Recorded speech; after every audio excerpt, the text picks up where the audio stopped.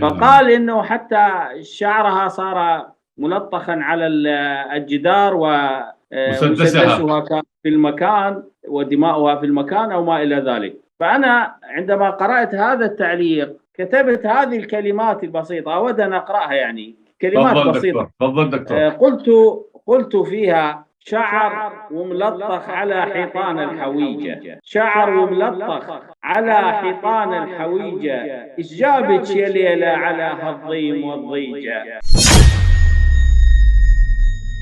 بسم الله الرحمن الرحيم. السلام عليكم ورحمة الله وبركاته. أعزائي المشاهدين الكرام، نرحب بضيفنا الكريم الشيخ الدكتور دري الدليمي، وهو يحدثنا عن ما جرى خلال غزو واحتلال العراق وما بعد الاحتلال. وفي هذه الحلقة سيتحدث لنا عن المساجد والجوامع التي تم اغتصابها، وماذا حل بسيارة الرئيس صدام حسين رحمه الله، وقصص أخرى ستأتي في وقتها. السلام عليكم ورحمة الله وبركاته شيخنا الكريم. وعليكم السلام ورحمة الله وبركاته، حياكم الله وبياكم ومرحبا بكم. يا مرحبا.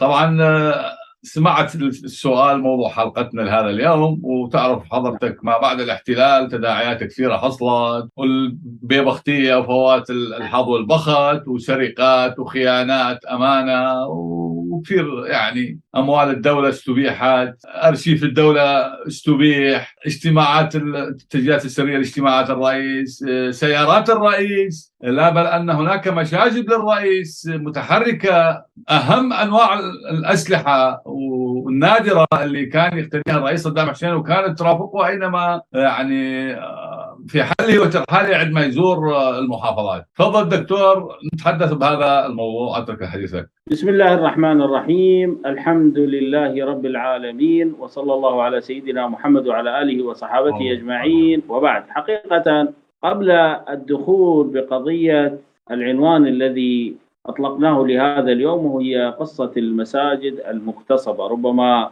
يستغرب البعض، يعني ما هل هنالك مساجد مغتصبة، مساجد غير مغتصبة؟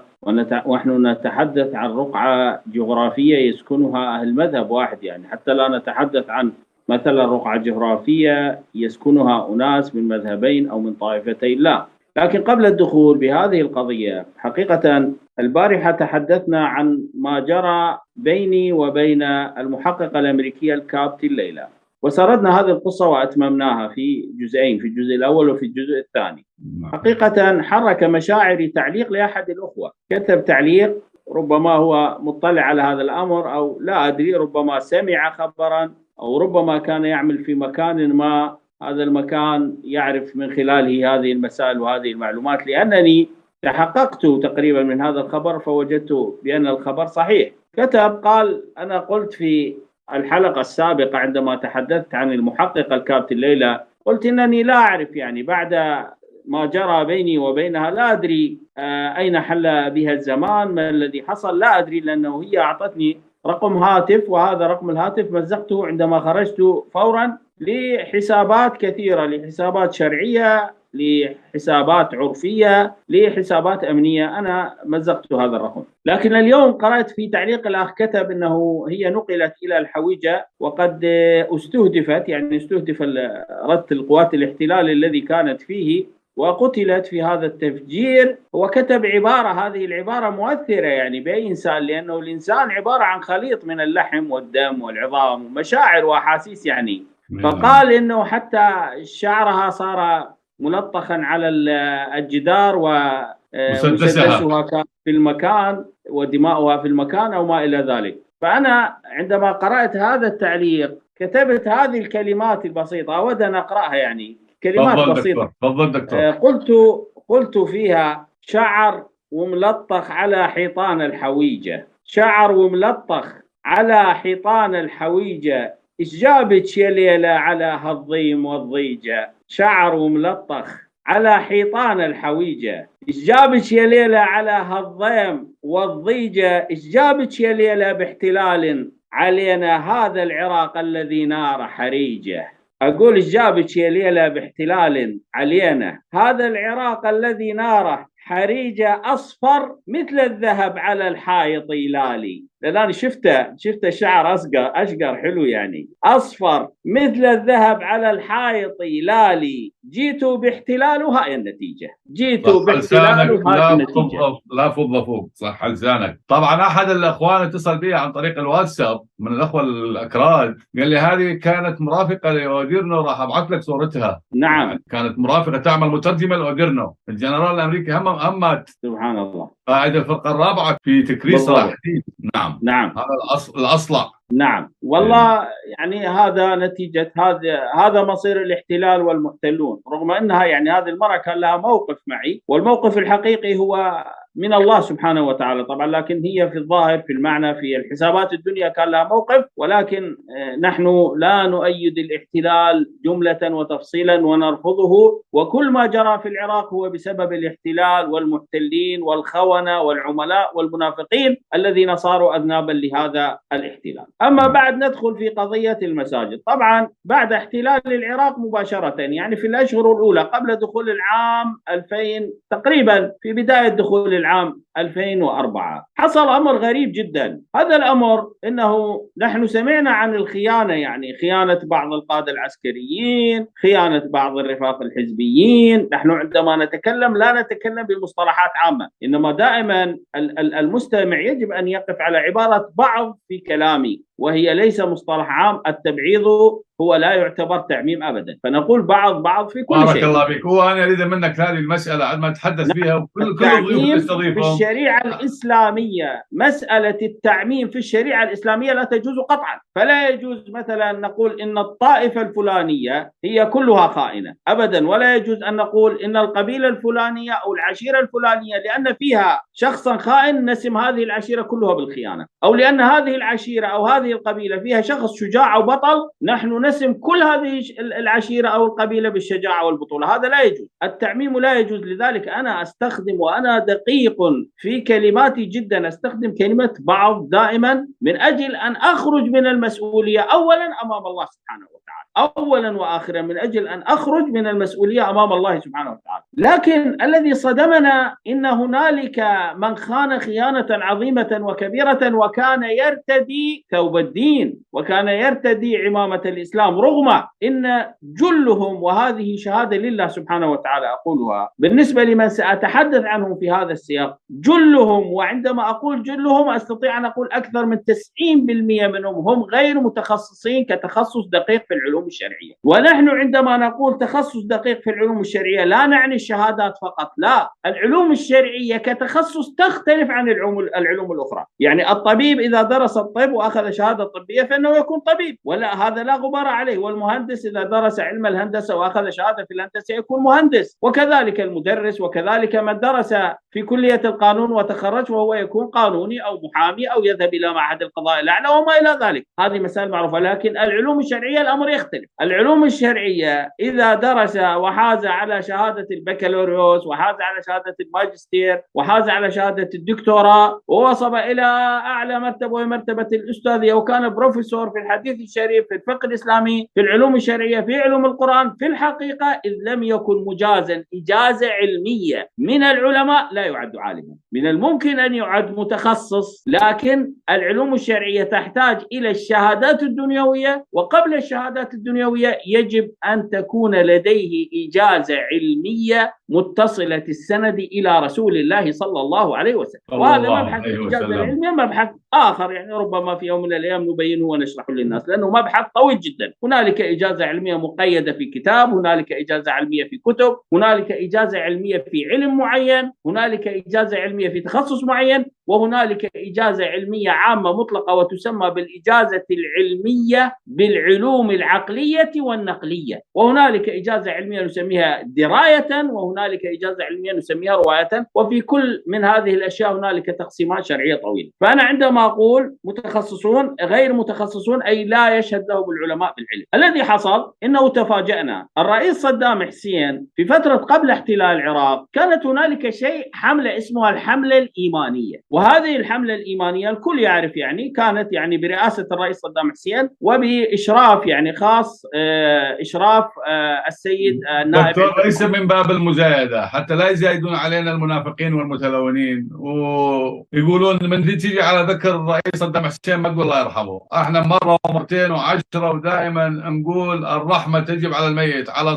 الرئيس صدام حسين رحمه الله وعلى كل إنسان مسلم. بس حبيت أنوه هذا الموضوع. الرئيس صدام حسين رحمه الله، وكذلك السيد عزت إبراهيم رحمه الله، ورحم الله جميع الرجال الذي قادوا دولة العراق. صحيح كانت هنالك أخطاء كبيرة وعظيمة وجسيمة أدت إلى ما أدت إليه من احتلال العراق، ولكن أضعف الإيمان إننا كنا نمشي ورؤوسنا مرتفعة. العراقي كان رأسه مرفوع في كل محفل وفي كل مكان. ما بعد العام 2003 أصبحت رؤوسنا مطأطئة، وهذه حقيقة لا يمكن تغافلها ولا يمكن تجاهلها أبدا أبدا. وحقيقة أنا لا أريد أن أذكر يعني كثير، هنالك مواقف كثيرة يعني أحد الأخوة من مرافقين الرئيس صدام حسين رحمه الله يخصك بالسلام اتصل بي هذا اليوم، قال احنا نحبه للرجل ورجل صاحب مواقف ولا غبار عليه ولا أحد يزايد عليه، لكن من يقول يذكر عزة الدوري يقول الله يرحم عزة الدوري، ودائما يقول صدام حسين معاه ما يقول الله يرحمه. قلت له الرجل شوف أخي الكريم أبو إيثار، أنا هنالك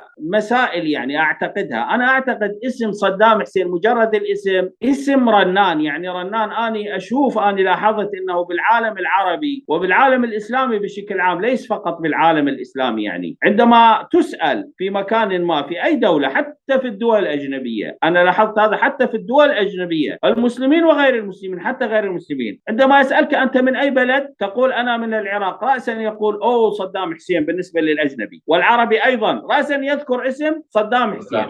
إذا ما ذكرت الرجال خارج العراق في عصرنا هذا فإن اسم صدام حسين يذكر، واسم صدام حسين هكذا مجرد بغير رئيس، وهي مسألة رئيس وقائد، هاي مسألة في قلوبنا نحن نعتز بها. أما في سياق الكلام أحيانا نسوا أحيانا ننسى، مثلا لا نقول هذه الكلمة لأن هذه الكلمة مقامها في القلب وليس في اللسان، هذه مسألة. المسألة الثانية، هنالك اسم أو هنالك رجل لا يحتاج إلى الألقاب، يعني هنالك الغير معروف أو المجهول يحتاج إلى الألقاب، ولكن المعروف لا يحتاج. يعني الآن أنت إذا قلت أبو حنيفة، المعرف لا يعرف، المعرف لا يعرف. الآن أنت إذا قلت أبو حنيفة مثلا، هل يحتاج 50 واحد اسمه أبو حنيفة؟ طيب إذا قلت عبد القادر الجيلاني، 50 واحد اسمه عبد القادر ونسبه جيلاني، لكن الذهن أين ينصرف؟ وهي مسألة موجودة في اللغة العربية وموجودة في سياقات اللغة العربية وفي سياقات العلوم الشرعية، لكن المعلقون لا يفهمون هذه القضية فلا يعرفون هذه الأشياء. الذهن ينصرف إلى أين؟ ينصرف إلى حتى أنه كان في الجاهلية رجل جاهلي، فارس جاهلي اسمه صخر، وهذا الفارس الجاهلي كان هنالك فارس آخر من قبيلة أخرى يبغضه يحسده حسدا، فقتل صخر في أحد المعارك. فأخت صخر كانت أيضا فارسة وكانت شاعرة من شاعرات الجاهلية، فكانت ترثي صخر بقصائد دائما وتتكلم وتبكي، وكان أخيها تبكي عليه دائما. ففي يوم من الأيام مر بها هذا الفارس الذي كان يحسده ويبغضه، فقال لها استهزاء ومن صخر، مثل بالمحكمة لما هذول القضاة يسألون صدام حسين يقولوا له الاسم، يقولون ما تعرفون من صدام حسين رئيس الجمهورية، يقول القاضي يقول له الاسم. يعني صحيح هذا في سياقات القانونية يجب على القاضي أن يسأل، لكن هو سؤال استفزازي وسؤال استصغاري، يعني في سياق العرب وفي سياق اللغة وفي سياق كلام العرب هذا سؤال استصغاري. فقال لها هذا الفارس ومن صخر، وهي تعرف صخر معروف فارس في العرب والجاهلية، وهذا يعرف صخر تحديدا، وتعرف بأنه يحسد صخر، وتعرف بأنه فرح لمقتل وموت صخر. فأجابته وقالت له أتسأل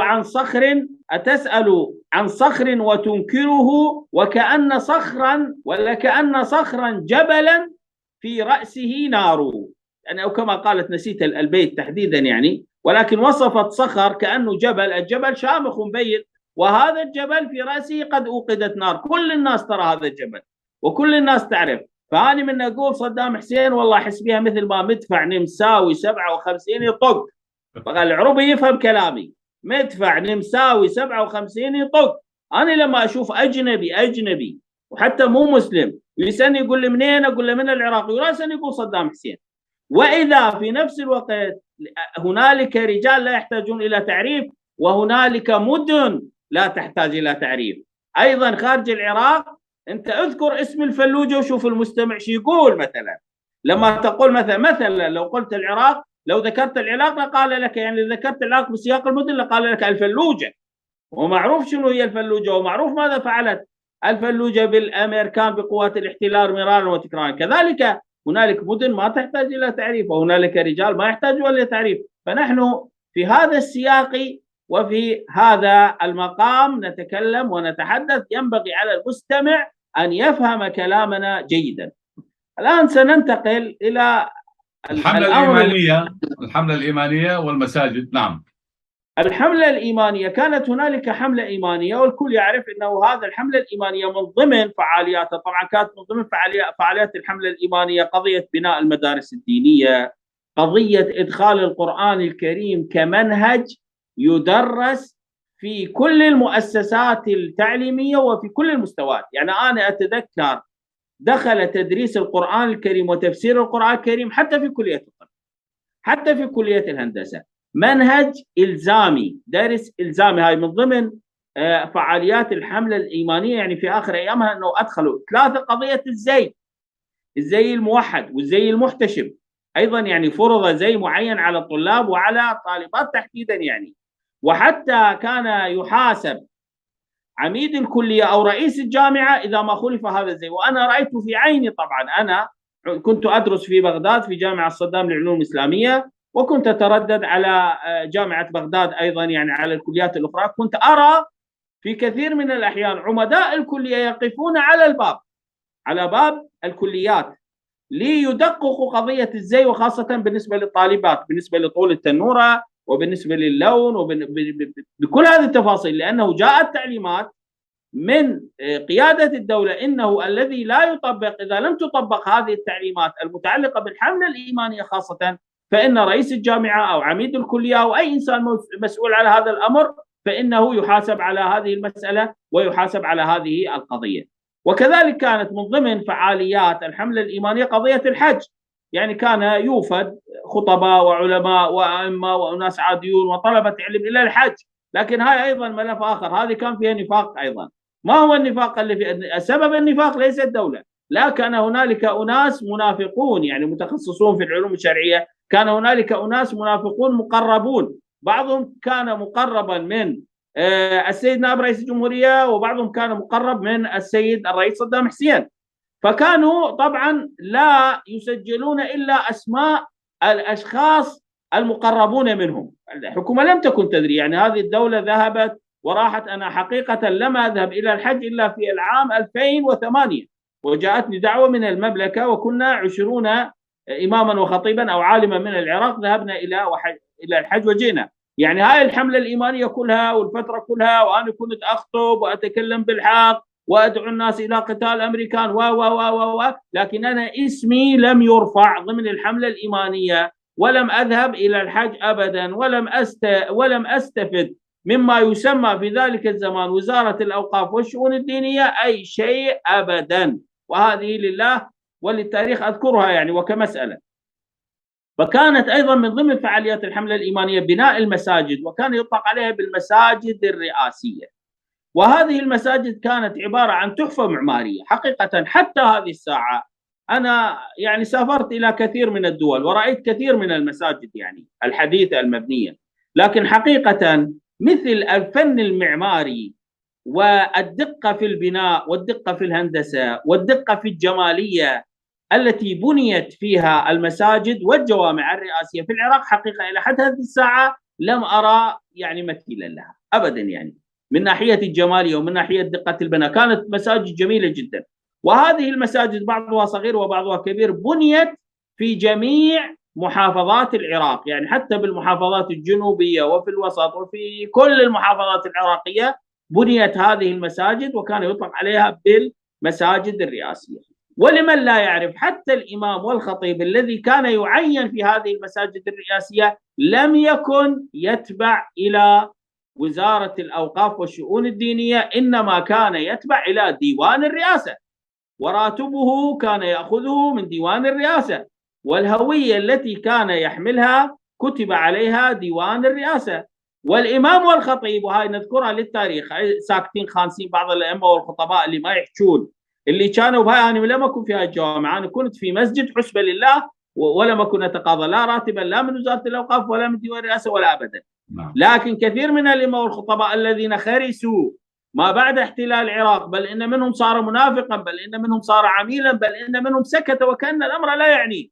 كثير منهم كانوا أئمة في هذه المساجد الرئاسية، وخاصة في مدينة تكريت وأطراف تكريت وحتى في المحافظات الأخرى.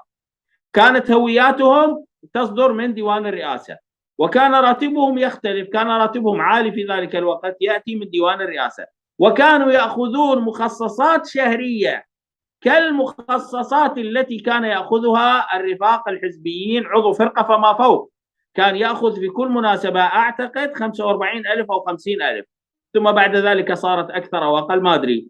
هم كانوا يأخذون هذه المخصصات أيضا، وكانوا يسكنون في البيوت التي خصصت لهذه المساجد، والبيوت التي خصصت لهذه المساجد الرئاسية كانت ليست بيوت عادية كبيوت الخطباء الآخرين، إنما كانت أيضا بيوت يطلق عليها بالبيوت، يعني بيوت فخمة، يعني لا نقول بيوت فخمة، يعني كما أن عمران المسجد فخم كانت هذه البيوت فخمة. وهذه القضية أيضا من الأخطاء التي ارتكبتها الدولة في ذلك الوقت، وهذا الخطأ سببه الذين كانوا قائمين على أمر الدين في العراق، والمنافقين الذين كانوا يتقربون من أمر الدين في العراق. حتى يوجد إمام وخطيب أنا أتذكر هو ما ذهب إلى الله سبحانه وتعالى أيضا في يوم من الأيام في مجلس من المجالس، وأنا عندما أقول هذه الرواية في مدينة تكريت سيقوم عليها آلاف الشهداء، لأن هذا المجلس كان كبير وكان في الجامع الكبير وكان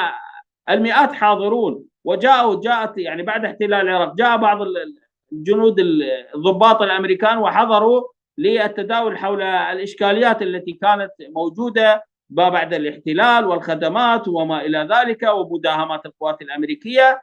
فقام رجل، وهذا الرجل يعني كان إماما وخطيبا وكبيرا من السن، وطلب من الضابط الأمريكي، طلب منه أيضا نفس ذاك الذي كان يعمل في مديرية الأمن، أيضا طلب، قال نحن أئمة ويجب أن نكون مميزون ونريد هويات أو شيء من ذلك، يعني طلب هوية أو شيء من القوات الأمريكية. وهذا كان إماما وفي مسجد من المساجد الرئيسية، وكان يأخذ مخصصات معينة، وكان يجلس في بيت من هذه البيوت.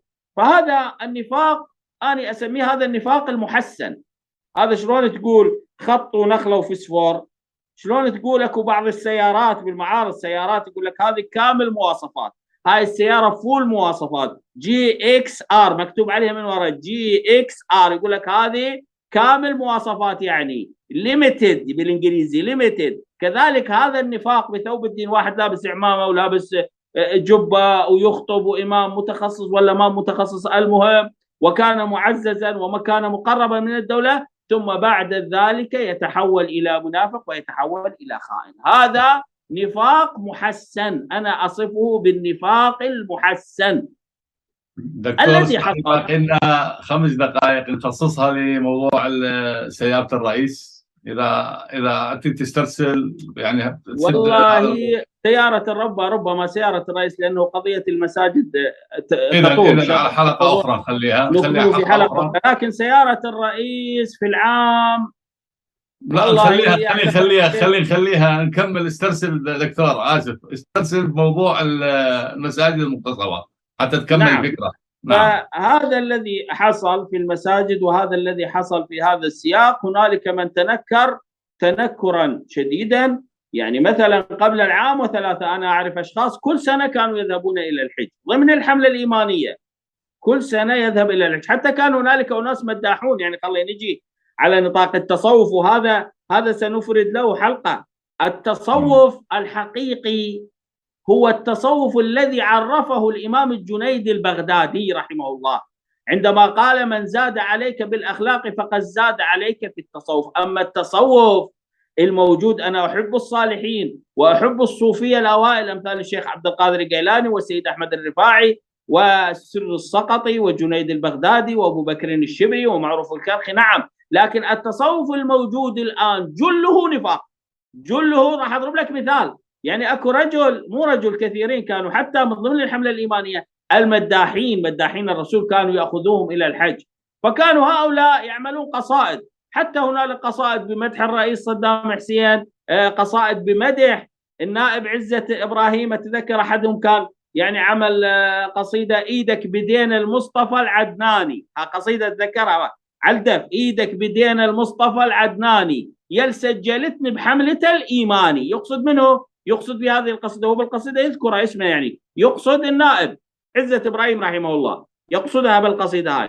شو احنا صار الاحتلال، شو خلاص انتهت هذول المداحين. مدح ابو بكر بعضهم ليس كلهم، مدح ابو بكر ماكو، مدح سيدنا عمر ماكو. ليش؟ هذا نفاق على اساس ينافقون يعني لمن يدعون التشيع، لكارهي الخلفاء، لكارهي اصحاب النبي. مدح ابو بكر ماكو، مدح عمر ماكو، سيدنا عمر رضي الله، مدح سيدتنا عائشه ماكو. اشو تحولت كلها مدح آل البيت. عمي احنا عقيدتنا حب آل البيت وحب اصحاب النبي صلى الله عليه وسلم، بس انه انت كنت تمدح الصحابه وتمدح آل البيت وتمدح الحكومه. قصائد كثيره كانوا يكتبون وعده في دقون يمدحون الرئيس صدام حسين ويمدحون عزة ابراهيم ويمدحون الحكومه. قصائد مدائح ضد الاحتلال ضد المحتلين، كانت قصائد ومدائح تدعو الى الجهاد، تدعو الى طرد المحتلين. او فجاه خرسوا وسكتوا على قولة العرب حيوا بالع مصران. ابد ماكو لا حس ولا نس. تحولت المدائح الى مدائح نفاقيه. عمي آل بيت النبي مو بحالك. انت قبل ليش ما كنت تمدح الحسين، هسه قمت تمدح الحسين؟ قبل ليش ما كنت تمدح سيدنا علي، هسه قبل مثلا قبل تمدح سيدنا علي مره وتمدح الحكومه وتمدح الصحابه 10 مرات. ليش هسه الان تركيز المدائح كلها على الامام الحسين والامام الحسن والامام علي؟ حسين ابن بنت النبي صلى الله عليه وسلم، وسيدنا الحسن ابن بنت النبي صلى الله عليه وسلم، وكلهم مبشرين بالجنه.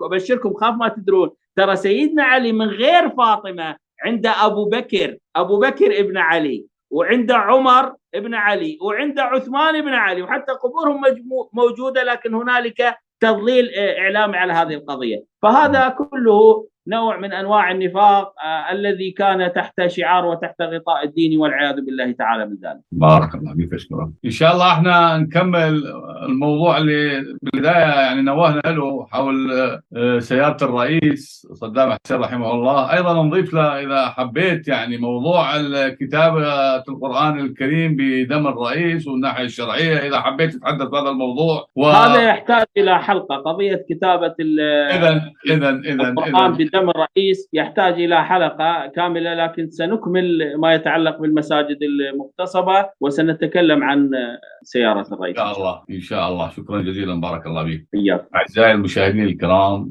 الى هنا ننهي هذه الحلقه مع ضيفنا الكريم الشيخ الدكتور دريد العليمي. السلام عليكم ورحمه الله وبركاته. وعليكم السلام.